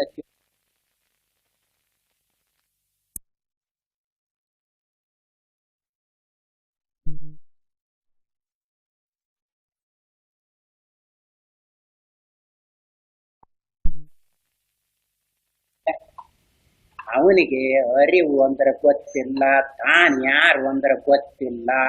ಈಗ ಯಾಕಂದ್ರೆ ಅರಿವಿನಿಂದ ತಿಳಿತೇನಿ ಅಂತ ಹೇಳುವಾಗ, ಕಣ್ಣಿನಿಂದ ತಿಳಿತೇನಿ ಅನ್ನುವಾಗ ಉಪಯೋಗಿಸುವವನು ಬೇರೆ, ಕಣ್ಣು ಬೇರೆ. ಕಣ್ಣು ಸಾಧನವಾಗುತ್ತಿದೆ, ಉಪಯೋಗಿಸುವವನು ಬೇರೆಯಾಗಿರುತ್ತಾನೆ. ಅದರಂತೆಯೇ ಅರಿವನ್ನು ಉಪಯೋಗಿಸ್ತೇನೆ ಅಂದ್ರೆ ಉಪಯೋಗಿಸುವವನು ಬೇರೆ, ಅರಿವು ಬೇರೆ ಆಗ್ತದೆ. ಆವಾಗ ಅರಿವು ಅವನ ಸ್ವಭಾವವಾಗುವುದಿಲ್ಲ, ಸ್ವರೂಪವಾಗುವುದಿಲ್ಲ. ಹೀಗೆ ಇದ್ದುಕೊಂಡಿದೆ. ಅದು ಗೊತ್ತಾಗದೆ ಇರುವಾಗ ಅರಿವಿನಿಂದ ಯಾವುದರಿಂದ ತಿಳಿತೀರಿ ಅಂದ್ರೆ ಅರಿವಿನಿಂದ ತಿಳಿತೇನಿ ಅಂತ ಹೇಳ್ತಾನೆ. ಅರಿವಿನಿಂದ ತಿಳಿತೇನಿ, ಜ್ಞಾನದಿಂದ ತಿಳಿತೇನಿ ಅನ್ನುವಾಗ ತಾನು ಜ್ಞಾನವನ್ನು ಉಪಯೋಗಿಸುತ್ತಾನೆ ಅಂತ ಆಗುತ್ತಿದೆ. ಅವಾಗ ತಾನಂದರೆ ಬೇರೆ, ಜ್ಞಾನ ಅಂದರೆ ಬೇರೆ. ಈ ತಾನು ಅಂತನ್ನುವನಿದಾನಲ್ಲ, ಇವನು ಬೇರೆ ಆಯ್ತು, ಜ್ಞಾನ ಬೇರೆ ಆಯ್ತು. ಈ ಸುದ್ದಿಯೇ ಬೇರೆ. ಇಲ್ಲಿ ಹಾಗಲ್ಲ, ಅವನೇ ಉಪಯೋಗಿಸುವುದಿಲ್ಲ, ತಾನು ಇರುವಂತೆ ಇದ್ದು ಅದರ ಸ್ವಭಾವವೇ ಬೆಳಗುವುದಾಗಿದೆ, ಅದರ ಸ್ವಭಾವವೇ ತೋರಿಸುವುದಾಗಿದೆ. ಆದ್ದರಿಂದ ಅದನ್ನು ಅರಿವಿನ ಸ್ವರೂಪ, ಜ್ಞಾನ ಸ್ವರೂಪ, ಚೇತನ ಸ್ವರೂಪ ಅಂತ ಶಾಸ್ತ್ರದಲ್ಲಿ ಹೀಗೆ ಹೇಳಿರುತ್ತದೆ. ಹೀಗೆ ಅದು ಅರಿವು ಅನ್ನೋದು ಸ್ವಾಭಾವಿಕ ರೂಪವಾಗಿದ್ದುಕೊಂಡಿದೆ. ಅವಸ್ಥೆಗಳ ಅರಿವುಗಳು ಬಂದು ಹೋಗುತ್ತಿದ್ದರೂ ಅವುಗಳನ್ನು ಯಾವ ಬಗೆಯಿಂದಲೂ ಬೇರ್ಪಡದ ಸ್ವರೂಪದಿಂದ ಅರಿಯುವ ನಮ್ಮ ಸ್ವರೂಪವೊಂದು ಇದೆಯೆಂದೇ ಎಲ್ಲರೂ ಒತ್ತಿಕೊಳ್ಳಬೇಕು. ಅವಸ್ಥೆ ಬಂತು ಹೋಯ್ತು, ಅವಸ್ಥೆ ಎಚ್ಚರದ ಅರಿವು, ಕನಸಿನ ಅರಿವು ಬೇರೆ ಬೇರೆ ಆಯ್ತು. ಈಗ ಬರ್ತೈತಲ್ಲ, ಎಲ್ಲ ತಾನು ಒಂದೇ ರೂಪದಲ್ಲಿ ಇದ್ದುಕೊಂಡು ಅವಸ್ಥೆ ಬಂದದ್ದನ್ನು ಹೋದದ್ದನ್ನು, ಅರಿವು ಆದದ್ದನ್ನು ಅರಿವು ಆಗದೇ ಇರುವುದನ್ನು ಬೆಳಗುವುದಕ್ಕೆ ಈ ಸ್ವತಂತ್ರವಾದ ಅರಿವು ಇದೆಯಲ್ಲ, ಇದು ಇದ್ದೇ ಇರಬೇಕು. ಇದೇ ಪ್ರತಿಯೊಬ್ಬರ ಸ್ವರೂಪವಾಗಿದೆ. ಅದಕ್ಕೆ ಶರೀರವಿಲ್ಲ, ಇಂದ್ರಿಯಗಳಿಲ್ಲ, ಪ್ರಾಣಗಳಿಲ್ಲ, ಮನೋಬುದ್ಧಿ ಚಿತ್ತ ಅಹಂಕಾರವಿಲ್ಲ. ಹೀಗಿದ್ದುಕೊಂಡಿದೆ. ಅದನ್ನು ಅದೇ ತಾನಾಗಿ ನಿಲ್ಲುವುದಕ್ಕೆ ಈಗ ಪ್ರಯತ್ನ ಮಾಡಬೇಕು. ಅದು ತಾನೇ ಹೀಗಿದ್ದುಕೊಂಡಿರುತ್ತಿದೆ ಅಂತ ತಿಳಿಯುವುದಕ್ಕಾಗಿಯೇ ಇವನು ಹೊರಟಿರುವುದು. ಅದು ಗೊತ್ತಾಗದೆ ಉಳಿದದ್ದನ್ನು ಬೇಕಾದಷ್ಟನ್ನು ತಿಳಿದುಕೊಳ್ಳಲಿ, ಏನು ತಿಳಿದುಕೊಂಡವನಾಗುವುದಿಲ್ಲ. ಶಾಸ್ತ್ರವಾಕ್ಯಗಳನ್ನು ಬೇಕಾದಷ್ಟು ಉಪಯೋಗಿಸಿ, ಶಾಸ್ತ್ರವಾಕ್ಯಗಳನ್ನು ಉಪಯೋಗಿಸಿಕೊಂಡ್ರೆ ಆ ವಾಕ್ಯಕ್ಕೆ ಒಂದೊಂದು ಅರ್ಥವಿರುತ್ತದೆ. ಅದಾಯಿತು. ಇದ ತನ್ನ ಸ್ವರೂಪವ ಗೊತ್ತಿಲ್ಲ, ಗೊತ್ತಿಲ್ಲದೆ ಉಳಿದದ್ದೆಲ್ಲ ಗೊತ್ತಾದ್ರೆ ಏನು ಗೊತ್ತಾದಂತೆ ಆಯ್ತು, ಏನೇನೂ ತಿಳಿದವನಲ್ಲ ಅಂತಾಯ್ತು. ಆದ್ದರಿಂದಲೇ ಯಾವುದನ್ನು ತಿಳಿದುಕೊಂಡರೆ ತಿಳಿದುಕೊಳ್ಳುವುದೆಲ್ಲ ಮುಗಿಯುತ್ತಿದೆಯೋ ಅದನ್ನು ತಿಳಿಯಬೇಕು. ಅದನ್ನೇ ವೇದಾಂತ ಅಂತ ಕರೆದರು. ವೇದಾಂತ ಅಂದ್ರೆ ಏನು ತಿಳಿಯಬೇಕಾಗಿತ್ತು ಅದರ ಕೊನೆ ಆಯ್ತಪ್ಪ, ಮುಗೀತು ಅಂತ. ಏನ್ ತಿಳಿಬೇಕು? ಈಗ ಹೇಳುವ ಅರಿವಿನ ಸ್ವರೂಪ, ಅನುಭವ ಸ್ವರೂಪ, ಆತ್ಮಸ್ವರೂಪ ಇದನ್ನು ತಿಳ್ಕೊಂಡಾಗ ಎಲ್ಲ ಮುಗಿದು ಬಿಡ್ತೈತಿ.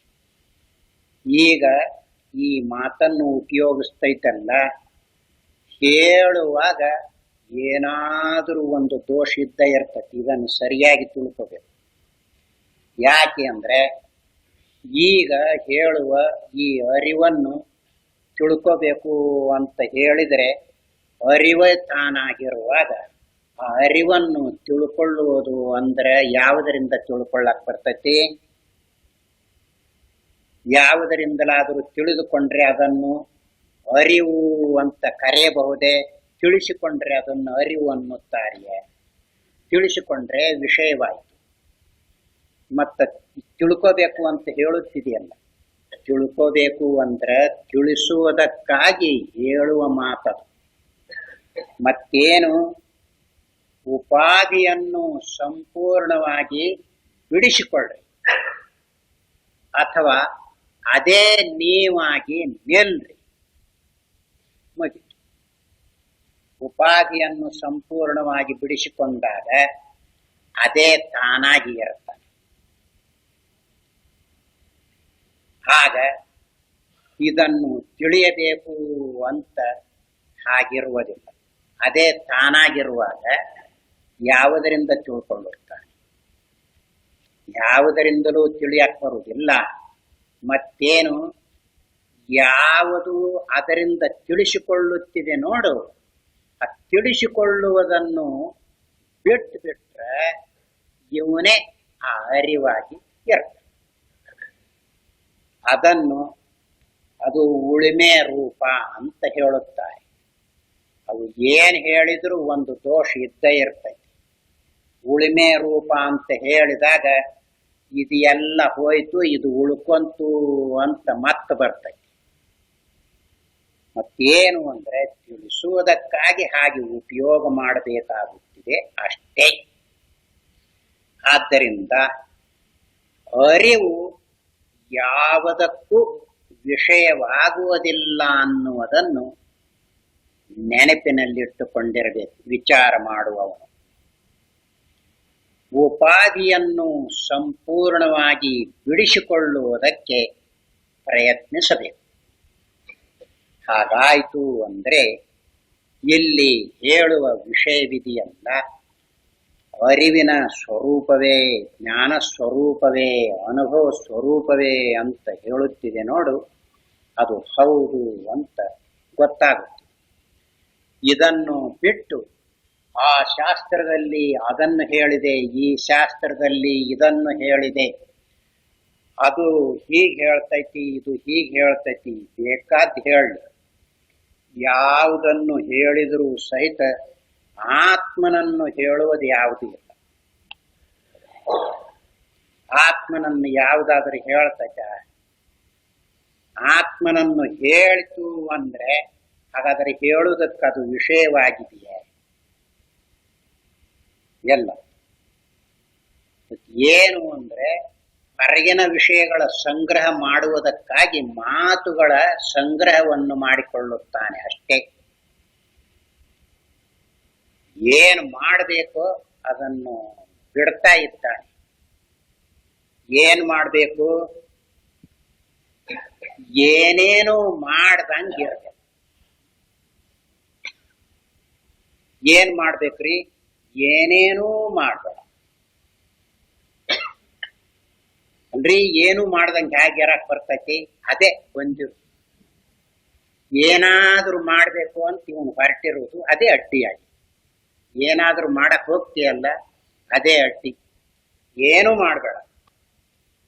ಏನು ಮಾಡ್ದಂಗ ಇದ್ದ ಅಂದ್ರೆ ಏನಾಗುತ್ತೆ ಅಂದ್ರೆ, ಈಗ ಏನೈತಿ ಅಂತ ಅನ್ಸೈತಿ ನೋಡು, ಅದೆಲ್ಲ ತನ್ನ ರೂಪ ಬಿಟ್ಟು ಬಿಡ್ತೈತಿ.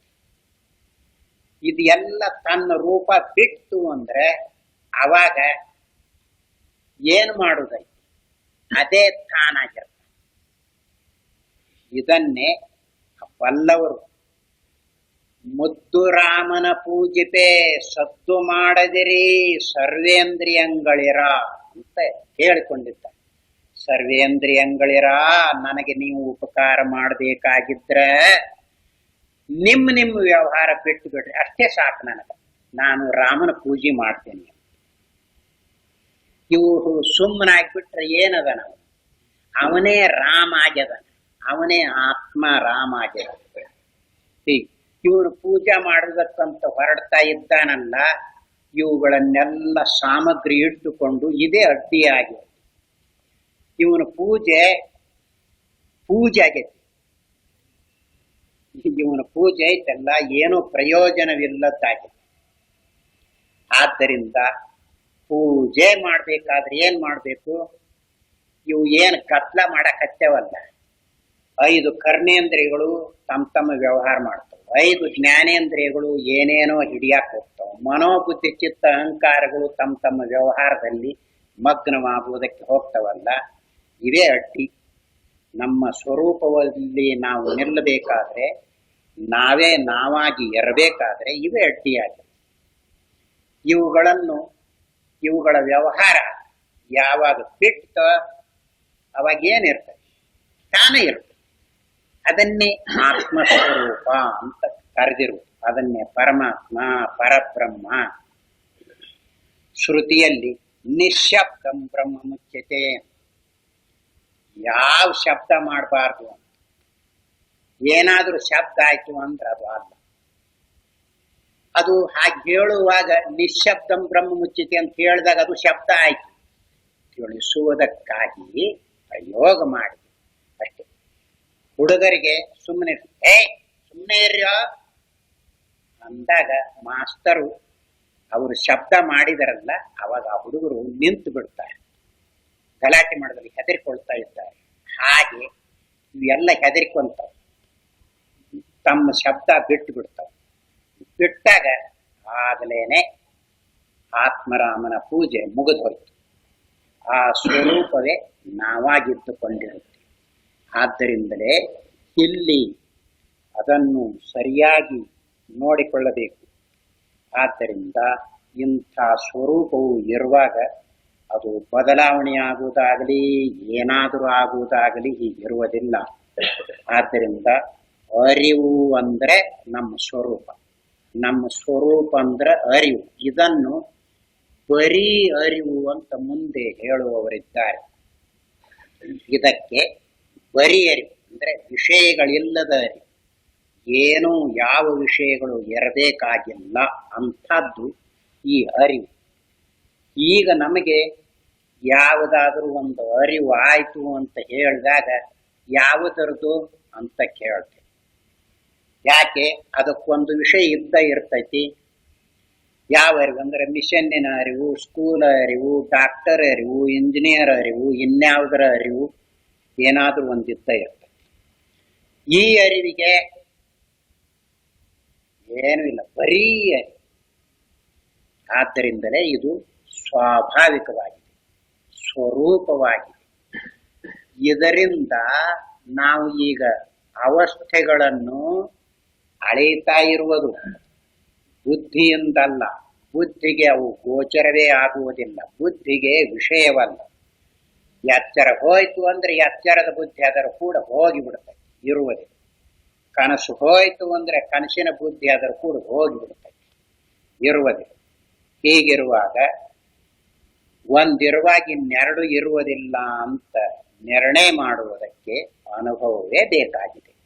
ಆದರೆ ಆ ಅನುಭವ ಈ ಬುದ್ಧಿಯ ಮೂಲಕವಾಗಿ ಹೊರಪಡಿಸ್ತೈತಿ ಅಷ್ಟೇ. ಅದು ಹೊರಪಡಿಸುವಾಗ ನಾವು ಬುದ್ಧಿಗೆ ಗೊತ್ತಾಗೈತಿ ಅಂತ ತಿಳ್ಕೊಂಡಿದ್ದೇವಲ್ಲ, ಹಿಂದೆ ಬಿದ್ದಿದ್ದೇವೆ. ಇದೇ ನಮಗೆ ಅಡ್ಡಿ ಮಾಡಿ.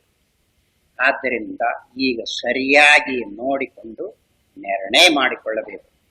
ಅದಕ್ಕಾಗಿ ಇಲ್ಲಿ ಕೂಟಸ್ಥ ರೂಪವಾಗಿರುವ ತತ್ವ ಯಾವುದು ಅಂತ ಕೇಳಿದ್ನಲ್ಲ, ಈಗ ಇದು ಎಲ್ಲ ಅಡಗಿಕೊಂಡಾಗ ಯಾವ ಮಿಸುಗೈತಿ ತೋರಿಸ್ರಿ, ಯಾವುದು ಮಿಸುಗುತ್ತೈತಿ, ಮಿಸುಗಿದರೆ ಅದಲ್ಲ, ಮಿಸುಗಿದರೆ ವಿಷಯವಾಗುತ್ತಿದೆ, ಅದು ಅರಿವಲ್ಲ. ಆದ್ದರಿಂದಲೇ ಇಂಥ ಸ್ವರೂಪದ್ದು ಯಾವ ಬಗೆಯಿಂದಲೂ ಬೇರ್ಪಡೆದ ಸ್ವರೂಪದಿಂದ ಅರಿವು ನಮ್ಮ ಸ್ವರೂಪವೆಂದು ಇದೆಯೆಂದು ಎಲ್ಲರೂ ಒಪ್ಪಿಕೊಳ್ಳಬೇಕು.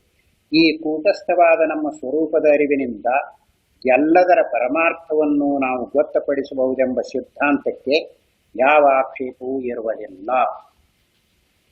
ಈಗ ಯಾವ್ಯಾವುದರ ತತ್ವ ಏನೈತಿ ಅಂತ ನಿರ್ಣಯ ಮಾಡುವುದಕ್ಕೆ ಇದೇ ಬೇಕಾಗಿದೆ ನಮಗೆ. ಆದ್ದರಿಂದಲೇ ಈ ಎಲ್ಲದರ ಪರಮಾರ್ಥವನ್ನು ತಿಳಿದುಕೊಳ್ಳುವುದಕ್ಕೆ ಹೊರಟಾಗ ನಮ್ಮ ಸ್ವರೂಪವಾದ ಅರಿವೈತ್ ನೋಡು, ಅಥವಾ ಅನುಭವ ಐತಲ್ಲ. ಅನುಭವವೆಂದರೆ ಅನುಭವ ಅನ್ನುವಾಗ ಇಂದ್ರಿಯಗಳ ಅನುಭವವಲ್ಲ, ಮನೋಬುದ್ಧಿಗಳ ಅನುಭವವಲ್ಲ. ಅನುಭವದ ಹೆಚ್ಚುಗಾರಿಕೆಯಲ್ಲಿ ನೇರಾದ ಅನುಭವ, ಮೂರನೇ ಅನುಭವ ಅಂತ ಹೇಳಿದೆಯಲ್ಲ, ಅದನ್ನೇ ಇಲ್ಲಿ ಅನುಭವ, ಅರಿವು ಅಂತ ಹೇಳ್ತಾ ಇವೆ. ಈ ಅರಿವಿನಿಂದ ಎಲ್ಲದರ ಪರಮಾರ್ಥವನ್ನು ಕಂಡುಕೊಳ್ಳುವುದಕ್ಕೆ ಸಾಧ್ಯವಾಗುತ್ತದೆ. ಎಲ್ಲದರ ಪರಮಾರ್ಥ ಅಂದರೆ ಇಡೀ ಪ್ರಪಂಚದ 3 ಅವಸ್ಥೆಗಳು ನೀವು ಏನು ಹೇಳ್ತೀರೋ ಅದರ ಪರಮಾರ್ಥವೆಲ್ಲ ಕಂಡುಕೊಳ್ಳುವುದಕ್ಕೆ ಸಾಧ್ಯವಾಗುತ್ತದೆ. ಆದ್ದರಿಂದಲೇ ಕೂಟಸ್ಥ ರೂಪವಾಗಿರುವ ಈ ಪರಮಾರ್ಥವು ಇದೆ ಅಂತ ಹಿಂದೆ ಹೇಳಿರು. ಇಂಥ ಪರಮಾರ್ಥವನ್ನು ಗೊತ್ತುಪಡಿಸುವುದಕ್ಕೆ ಸಿದ್ಧಾಂತಕ್ಕೆ ಯಾವ ಆಕ್ಷೇಪ ಬರುತ್ತಿದೆ? ಈಗ ಯಾವ ಬರುವುದಕ್ಕೆ ಅವಕಾಶವೇ ಇಲ್ಲ. ಯಾವುದಾದರೂ ಇದ್ರಲ್ಲ, ಅವನು ಏನೇನು ಕೇಳಿದ್ನೋ ಅದೆಲ್ಲ ಅವನು ಎಚ್ಚರದ ಬುದ್ಧಿಯಿಂದ ಕೇಳಿದ. ಉತ್ತರ ಹೇಳುವಾಗ ಅನುಭವದಿಂದ ಉತ್ತರ ಹೇಳ. ಈಗ ಇದರಲ್ಲಿ ನಮಗೆ ಗೊತ್ತಾಗಬೇಕಾದ ವಿಷಯ ಯಾವುದು ಅಂದರೆ ಅನುಭವ, ಅರಿವು, ಜ್ಞಾನಸ್ವರೂಪ, ಆತ್ಮಸ್ವರೂಪ ಅಂತ ಹೇಳ್ತೀವಿ ನೋಡು, ಇದು ಬೇಕಾಗಿದೆ. ಇದು ಗೊತ್ತಾಯಿತು ಅಂದರೆ ಮುಗಿದೋಯ್ತು. ಎಲ್ಲಿವರೆಗೆ ಇದನ್ನು ತಿಳಿದುಕೊಳ್ಳುವುದಕ್ಕೆ ಆಗುವುದಿಲ್ಲವೋ ಅಲ್ಲಿಯವರೆಗೂ ಓದ್ತಾ ಇರುವುದೇ, ಕೇಳ್ತಾ ಇರುವುದೇ, ಹಾಗೆ ಮುಂದಕ್ಕೆ ಹೋಗ್ತಾ ಇರುವುದೇ, ಜನ್ಮ ಬರ್ತಾ ಇರುವುದೇ, ಹೀಗೆ ಹೊರಡ್ತಾ ಇರುವುದೇ, ಮುಗಿಯುವಂತಿಲ್ಲ. ಯಾಕೆ ಮುಗಿಯುವುದಿಲ್ಲ?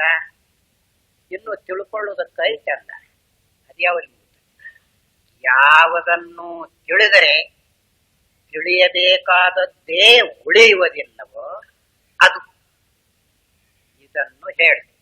ಅದಕ್ಕನ ವೇದಾಂತ ವೇದಾಂತ ಅಂತ ಶಬ್ದವನ್ನು ಪ್ರಯೋಗ ಮಾಡಿರುವುದು. ಹೀಗೆ ಈ ವಿಚಾರವು ಇಟ್ಟುಕೊಂಡಿದೆ. ಅವಸ್ಥಾತ್ರಯವನ್ನು ವಿಚಾರ ಮಾಡಿದರೆ ಎಲ್ಲವನ್ನೂ ವಿಚಾರ ಮಾಡಿದಂತೆಯೇ ಈಗ ಇನ್ನೊಂದು ಆಕ್ಷೇಪಣೆಯನ್ನು ಮಾಡಿದ್ದ. ಏನು ಅಲ್ರಿ?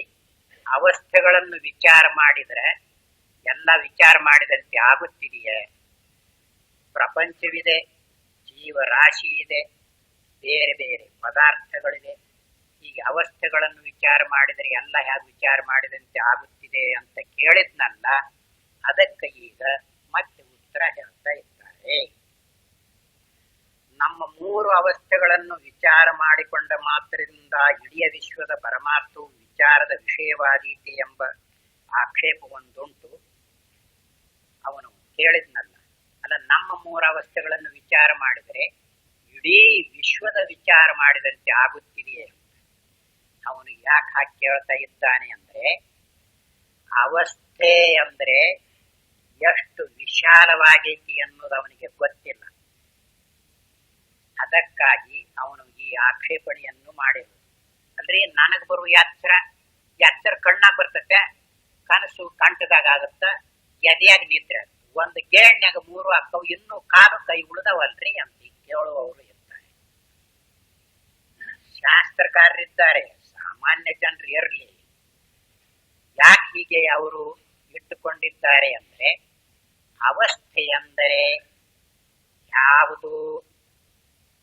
ಅವಸ್ಥೆಯು ಎಷ್ಟು ವಿಶಾಲವಾಗಿದೆ ಅದು ಗೊತ್ತಿಲ್ಲ. ಅದಕ್ಕನ ಅವರು ನಮ್ಮ ಮೂರು ಅವಸ್ಥೆಗಳನ್ನು ವಿಚಾರ ಮಾಡಿದ್ರೆ ಇಡೀ ವಿಶ್ವದ ವಿಚಾರವು ಮುಗಿಯುತ್ತಿದೆಯೇ ಅಂತ ಅವನು ಕೇಳಿದ್ದಾನೆ.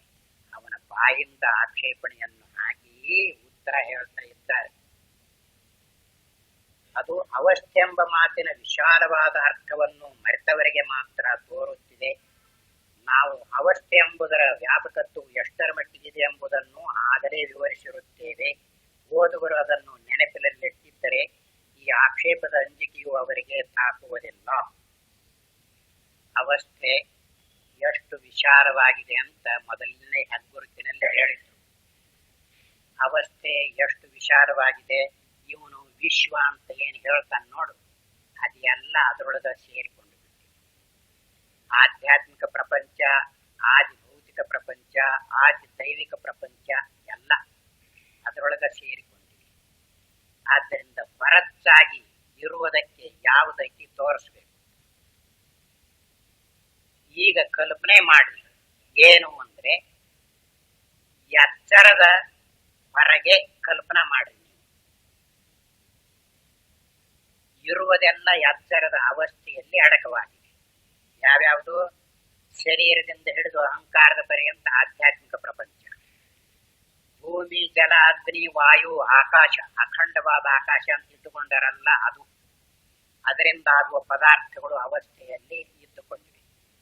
ಇನ್ನು ಅಧಿದೇವತೆಗಳು ಇದ್ದುಕೊಂಡಿದ್ದಾರಲ್ಲ 14 ಮಂದಿ, ಬ್ರಹ್ಮ, ವಿಷ್ಣು, ರುದ್ರರು, ದೇವೇಂದ್ರ, ಅವರು ಇವರು ಕುಡಿ ದೇವತೆಗಳು, ಮತ್ತ ಅವರ ಹೆಂಡ್ರು, ಅವರು ಎಲ್ಲರ ತೀರ್ಥನ ಮಾಡಿದ್ರ ಅವರೆಲ್ಲ ಅವಸ್ಥೆಯಲ್ಲಿ ಇದ್ದುಕೊಂಡಿದ್ದಾರೆ. ಯಾಕೆ ಹೀಗೆ ಹೇಳ್ತೀರಿ?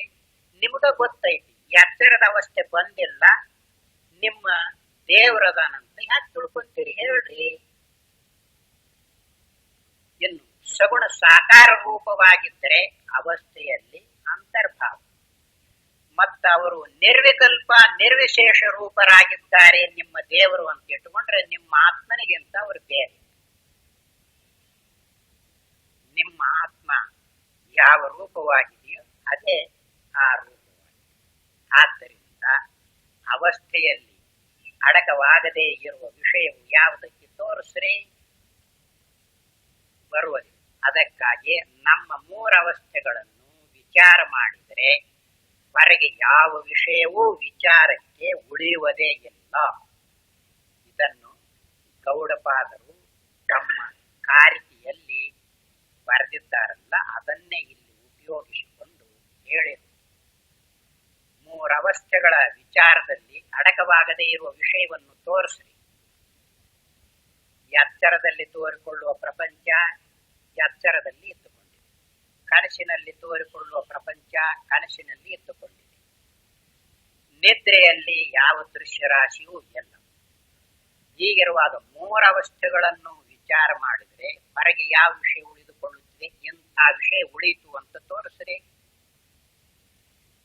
ಯಾವುದನ್ನಾದರೂ ಹೇಳಬೇಕಾದ್ರೆ, ಆಲೋಚನೆ ಮಾಡಬೇಕಾದ್ರೆ, ನಿರ್ಣಯ ಮಾಡಬೇಕಾದ್ರೆ ಆ ಯಾವುದಾದ್ರೂ ಒಂದು ಅವಸ್ಥೆ ಇರಬೇಕು, ಕನಸಿನ ಅವಸ್ಥೆ ಆದರೂ ಇರಬೇಕು. ಈ ಅವಸ್ಥೆಗಳು ಇಲ್ಲದಾಗ ತೋರಿಕೆಯು ಇರುತ್ತಿದೆಯೇ? ಎಚ್ಚರ ಹೋಯ್ತು, ದೃಶ್ಯ ರೂಪ ಎಲ್ಲಿರುತ್ತಿದೆ? ಕನಸೋಯ್ತು, ಕನಸಿನ ದೃಶ್ಯ ರೂಪ ಎಲ್ಲಿರುತ್ತಿದೆ? ಇರುವುದಿಲ್ಲ, ಎಲ್ಲರ ಅನುಭವದಲ್ಲಿ ಇದ್ದುಕೊಂಡಿದೆ. ಆದ್ದರಿಂದಲೇ ನಮ್ಮ ಮೂರವಸ್ಥೆಗಳನ್ನು ವಿಚಾರ ಮಾಡುವುದರಿಂದ ಎಲ್ಲದರ ವಿಚಾರವು ಮುಗಿದು ಹೋಗುತ್ತಿದೆ. ನಮ್ಮ ಎಚ್ಚರ ಅವರ ಎಚ್ಚರ ಎಂಬ ಭೇದವು ಎಚ್ಚರವೆಂಬ ಮಾತಿನ ಅರ್ಥವನ್ನು ತಿಳಿದುಕೊಳ್ಳದೆ ಇದ್ದ ಬುದ್ಧಿ ದೋಷದಿಂದ ಉಂಟಾಗಿರುತ್ತದೆ. ಅದು ಕೆಲವರಿಗೆ ಗೊತ್ತಾಗದೆ ಇರುವಾಗ ಏನ್ ಹೇಳ್ತಾ ಇದ್ದಾರೆ ಅಂದ್ರೆ, ಅಲ್ರಿ ಇನ್ನೊಬ್ಬರು ಎಚ್ಚರ ಆಗ್ಯಾರ ಅನ್ನೋದು ನಮಗ್ ಗೊತ್ತಾಗುತ್ತಲ್ಲ ಅಂತ ಹೀಗೆ ಕೇಳ್ತಾರೆ. ಇನ್ನೊಬ್ಬರು ಎಚ್ಚರವಾಗಿದ್ದಾರೆ ಅಂತ ವ್ಯವಹಾರ ಮಾಡ್ತೀರಿ, ಆದ್ರೆ ಅವರ ಎಚ್ಚರವನ್ನು ನಿಮಗೆ ಅನುಭವಿಸುವುದಕ್ಕೆ ಬರುತ್ತಿದೆಯೇ? ಇನ್ನೊಬ್ಬರ ಕನಸನ್ನು ಅನುಭವಿಸುವುದಕ್ಕೆ ಬರುತ್ತಿದೆಯೇ? ಇನ್ನೊಬ್ಬರ ನಿದ್ರೆಯನ್ನು ಅನುಭವಿಸುವುದಕ್ಕೆ ಸಾಧ್ಯವಾಗುತ್ತಿದೆಯೇ? ಅದು ನಮ್ಮ ಎಚ್ಚರ ಇನ್ನೊಬ್ಬರ ಎಚ್ಚರ ಅನ್ನುವ ಮಾತೈತಿ ನೋಡು. ಎಚ್ಚರ ಅನ್ನುವ ಮಾತಿನ ಅಭಿಪ್ರಾಯವು ತಿಳಿಯದೇ ಇರುವುದರಿಂದ ಹಾಗೆ ಮಾಡಿರುವುದು. ನಮ್ಮ ಎಚ್ಚರ ನಿಮ್ಮ ಎಚ್ಚರ ಅಂತ ಹೇಳುವಾಗ ನಾನು ಅನ್ನೋದು, ನೀನು ಅನ್ನೋದು, ಅವನು ಅನ್ನೋದು, ಇವನು ಅನ್ನೋದು, ಅದು ಅನ್ನೋದು, ಇದು ಅನ್ನೋದು ಎಲ್ಲ ಎಚ್ಚರದ ಅವಸ್ಥೆಯಲ್ಲಿ ಅಡಕವಾಗಿದೆ. ನಾನು ಅಂತ ಗೊತ್ತಾಗಿರುವುದು ಎಚ್ಚರದಲ್ಲಿ, ನೀನು ಅಂತ ಗೊತ್ತಾಗಿರುವುದು ಎಚ್ಚರದಲ್ಲಿ, ಅವನು ಅಂತ ಗೊತ್ತಾಗಿರುವುದು ಎಚ್ಚರದಲ್ಲಿ, ಅದು ಇದು ಅಂತ ಗೊತ್ತಾಗಿರುವುದು ಎಚ್ಚರದಲ್ಲಿ. ಆದ್ದರಿಂದಲೇ ಈ ಅವಸ್ಥೆಗಳ ವಿಷಯವನ್ನು ಸರಿಯಾಗಿ ನೋಡಿಕೊಂಡಾಗ ಹೊರಗೆ ಯಾವುದು ಉಳಿಯುವುದಿಲ್ಲ. ವಿಚಾರಕ್ಕೆ ನಾನು, ನೀನು, ಅವರು, ಮಿಕ್ಕ ವಸ್ತುಗಳು ಎಂಬ ಪದಾರ್ಥಗಳು ನಮ್ಮ ಎಚ್ಚರದಲ್ಲಿಯೇ ತೋರಿಕೊಳ್ಳುತ್ತಿವೆ. ಆದ್ದರಿಂದ ಅವೆಲ್ಲವೂ ಎಚ್ಚರವೆಂಬ ಅವಸ್ಥೆಯಲ್ಲೇ ಸೇರಿ ಹೋಗುತ್ತವೆ. ಪ್ರಪಂಚದಲ್ಲಿ ಎಷ್ಟೋ ಜನರು ಎಚ್ಚರವಾಗಿದ್ದು ಆಮೇಲೆ ನಿದ್ರಿಸುತ್ತಿರುವರೆಂಬ ಭಾವನೆಯು ನಮಗೆ ಎಚ್ಚರದಲ್ಲಿ ಉಂಟಾಗತಕ್ಕದ್ದು. ಆದ್ದರಿಂದ ನಮ್ಮ ಎಚ್ಚರವನ್ನು ಒಟ್ಟಾಗಿ ವಿಚಾರಕ್ಕೆ ತೆಗೆದುಕೊಂಡ ಮೇಲೆ ಮತ್ತೆ ಆ ಎಚ್ಚರಕ್ಕೆ ಬರಚಾದ ಜನರಾಗಲಿ ಅವರ ಎಚ್ಚರ ಕನಸು ನಿದ್ರೆಗಳಾಗಲಿ ಉಳಿಯುವುದಿಲ್ಲ. ವಿಚಾರ ಮಾಡುವಾಗ ಹೇಗೆ ನೋಡ್ತೀವಿ ಅನ್ನೋದು ಗೊತ್ತಾಗದೆ ಇದ್ರೆ ತಿಳಿಯುವುದಿಲ್ಲ. ಏನು ಕಲ್ಪನೆ ಮಾಡ್ತಾ ಇದ್ದಾನೆ ಅಂದ್ರೆ, ಅಲ್ರಿ ನಮ್ಮ ಎಚ್ಚರ ಅಂದ್ರೆ ನಮಗಿರುವುದಾಯ್ತು, ಉಳಿದವರ ಎಚ್ಚರ ಇರ್ತೈತಲ್ಲ ಅಂತ ಹೀಗೆ ಕೇಳ್ತಾನೆ. ಉಳಿದವರ ಎಚ್ಚರ ಇರ್ತೈತಿ ಅನ್ನೋದು ಯಾವಾಗ ಗೊತ್ತಾಗೈತಿ? ಎಚ್ಚರದಾಗ ಗೊತ್ತಾಗೈತಿ.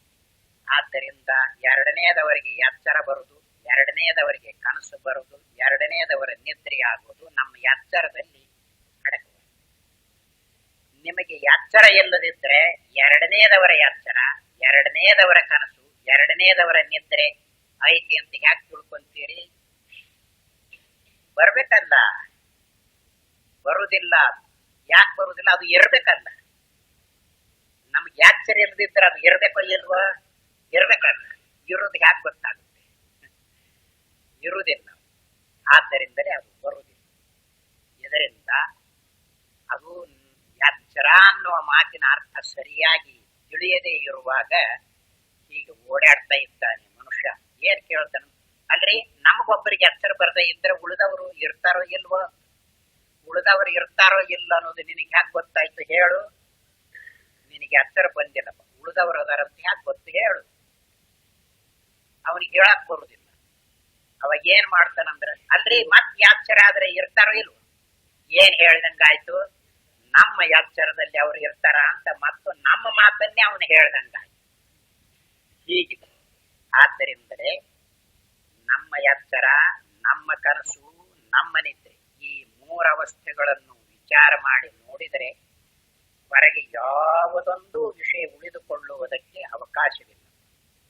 ಅದಕ್ಕಾಗಿಯೇ ನಮ್ಮ ಮೂರವಸ್ಥೆಗಳನ್ನು ವಿಚಾರ ಮಾಡಿ ನೋಡಿದರೆ ಎಲ್ಲದರ ವಿಚಾರವು ಮುಗಿಯುತ್ತಿದೆ ಅಂತ ಹೇಳಿರುವುದು. ಅವನ ಆಕ್ಷೇಪಣೆ ಮಾಡಿದ್ನ, ಅಲ್ರಿ ಅವಸ್ಥಾತ್ರಯವನ್ನು ವಿಚಾರ ಮಾಡಿದರೆ ಎಲ್ಲ ವಿಚಾರ ಮಾಡಿದಂತೆ ಆಗುತ್ತಿದೆಯೇ ಅಂತ ಕೇಳಿದ್ನಲ್ಲ. ಹೌದು, ಆಗುತ್ತಿದೆ. ಅವಸ್ಥೆಯ ವಿಶಾಲತನ ಗೊತ್ತಿಲ್ಲದೆ ಇರುವಾಗ ಅವನು ಕೇಳಿದ್ದು. ಈ ಮೂರವಸ್ಥೆಗಳನ್ನು ಇಟ್ಟುಕೊಂಡು ವಿಚಾರ ಮಾಡಿ ನೋಡಿದರೆ ಅವುದರಲ್ಲಿ ಅಡಕವಾಗದೆ ಇರುವುದು ಯಾವುದು ತೋರಿಸಲಿ. ಯಾವುದು ಅಡಕವಾಗಿಲ್ಲಪ್ಪ ಹೇಳು. ಹೇಳಬೇಕಾದ್ರೆ ಅವನು ಎಚ್ಚರದಲ್ಲಿ ಇರುವುದನ್ನು ಹೇಳಬೇಕು. ಎಚ್ಚರದಲ್ಲಿ ಇರುವುದನ್ನು ಹೇಳಿದಾಗ ಎಚ್ಚರದ ಅವಸ್ಥೆಯಲ್ಲಿ ಅದು ಅಡಕವಾಗಿದೆ. ಆದ್ದರಿಂದ ಹೊರಗೆ ಯಾವುದು ಉಳಿತೈತಿ? ಅವಸ್ಥಾತ್ರಯ ವಿಚಾರದಲ್ಲಿ ಅಡಕವಾಗದೇ ಇರುವುದು ಯಾವುದೊಂದು ಉಳಿಯುವುದಿಲ್ಲ. ಅವಸ್ಥಾತ್ರಯದ ಪರಮಾರ್ಥವನ್ನು ಕಂಡುಕೊಂಡರೆ ಮತ್ತೇನನ್ನು ಅರಿಯಬೇಕಾದದ್ದು ಉಳಿಯುವುದಿಲ್ಲ ಎಂಬುದು ನಿರಾಬಾಧವಾಗಿರುತ್ತದೆ. ಈಗ ಮೂರವಸ್ಥೆಗಳನ್ನು ಯಾವುದರಿಂದ ನಾವು ಅಳೆಯುತ್ತಾ ಇದ್ದೇವೆಯೋ ಅದನ್ನು ತಿಳಿದುಕೊಂಡರೆ ಮತ್ತೆ ತಿಳ್ಕೊಳ್ಳಬೇಕಾದ ವಿಷಯವೇ ಉಳಿಯುವುದಿಲ್ಲ. ಅದನ್ನು ವಿಚಾರ ಮಾಡಬೇಕು, ಇದನ್ನು ವಿಚಾರ ಮಾಡಬೇಕು ಅನ್ನೋ ಮಾತೇ ಸಿದ್ಧವಾಗುವುದಿಲ್ಲ. ಎಲ್ಲ ಮುಗಿದೇ ಹೋಗುತ್ತಿದೆ ವಿಚಾರ. ಆದ್ದರಿಂದ ನಮ್ಮ ಆತ್ಮನನ್ನು ಎಂದ ತಿಳಿದುಕೊಳ್ಳುತ್ತೇವೆಯೋ ಅಂದೇ ಮುಗಿತು. ತಿಳ್ಕೊಳ್ಳದೆ ಇದ್ರೆ ಹಾಗೆಯೇ ಉಳ್ಕೊಳ್ಳುವುದೇ. ಬೇಕಾದಷ್ಟು ಜನ್ಮಗಳು ಬರಲಿ ಹೋಗ್ಲಿ, ಯುಗಗಳು ಕಳೆದು ಹೋಗ್ಲಿ, ಬ್ರಹ್ಮದೇವನ ಆಯುಷ್ಯವೇ ಮುಗಿದು ಹೋಗ್ಲಿ, ನಮ್ಮ ವಿಚಾರವೇನು ಮುಗಿಯುವುದಿಲ್ಲ, ಮಾಡುವುದು ಮುಗಿಯುವುದಿಲ್ಲ. ಹಾಗೆ ಇರುವುದೇ. ಓಂ ನಾರಾಯಣ.